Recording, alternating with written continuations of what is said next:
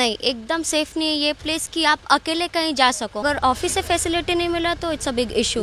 रात में तो प्रॉब्लम रहता ही है ट्रैवल के लिए।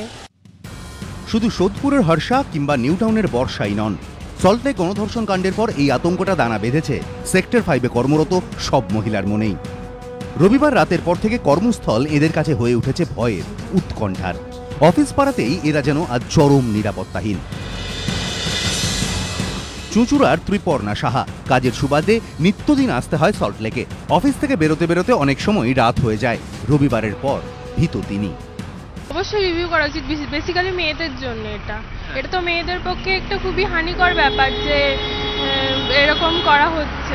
তো এটাই বলবো যে আরেকটু এটা দেখা উচিত। সেক্টর 5-এর মহিলা কর্মীদের নিরাপত্তাহীনতার আশঙ্কাকে আরও জোরালো করেছে পুলিশি টহলদারির অভাব। উড়ালপুল থেকে নেবেই একটা ধারে আমাদের গাড়িটা আমরা দাঁড় করিয়ে রেখেছি।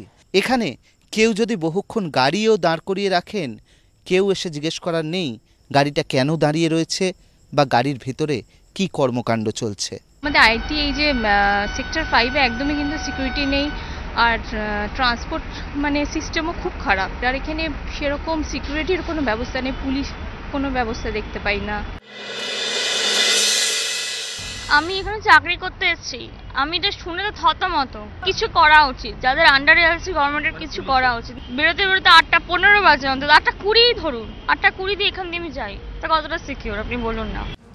এই আতঙ্ক আর উৎকণ্ঠা যে অমূলক নয় তার প্রমাণও মিলল সোমবার রাতের সল্টলেকে। রাত এখন 3টে। টেকনোপলিস বিল্ডিংয়ের সামনে চলে এসেছি আমরা। টেকনোপলিস বিল্ডিংয়ের ঠিক সামনেই রয়েছে একটি পুলিশ কিয়স্ক।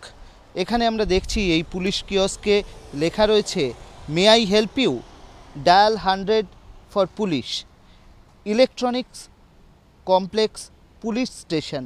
একটা নাম্বারও দেওয়া রয়েছে, যদিও এখানে লেখা রয়েছে মে আই হেল্প ইউ, কিন্তু হেল্প করার জন্য ভেতরে কে রয়েছেন আসুন দেখি। এই যে দরজা, সেই দরজাটিও কিন্তু রীতিমতো ভাঙা, ভেতরে প্রচুর ইট জড়ো করা রয়েছে, কিন্তু ভেতরে কোনো পুলিশ কর্মী নেই। আর এই ভাঙা দরজাটাই বুঝিয়ে দিচ্ছে হেল্প করার জন্য কেউই কিন্তু আসবেন না যখন কেউ বিপদে পড়বেন। রাতের সেক্টর 5-এ চোখে পড়ল তালাবন্ধ পুলিশ কিয়স্ক। রাতে যেমন দিনেও তেমন পুলিশ তৎপরতার সঙ্গে গণধর্ষণ কাণ্ডের কিনারা করেছে ঠিকই, কিন্তু টহলদারি যে কে সেই এই সেক্টর 5-এ। রাতের মতো একই ছবি দিনেও। এই মুহূর্তে আমরা দাঁড়িয়ে রয়েছি সল্টলেক সেক্টর 5 টেকনোপলিস বিল্ডিংয়ের কাছে। ঘড়ির কাঁটায় এখন 12:13। যে ছবি দেখা যাচ্ছে টেকনোপলিস বিল্ডিংয়ের সামনেই বিধাননগর কমিশনারেটের police kiosk May I help you, কিন্তু একজন পুলিশ আধিকারিককেও ভেতরে দেখতে পাওয়া গেল না। পুলিশ কিয়স্কের বাইরে কাঁচ দিয়ে বন্ধ এবং কাঁচের ওপর ধুলো পড়ে গিয়েছে। রাতের সল্টলেকের যোগাযোগ ব্যবস্থা নিয়েও ভুরি ভুরি অভিযোগ।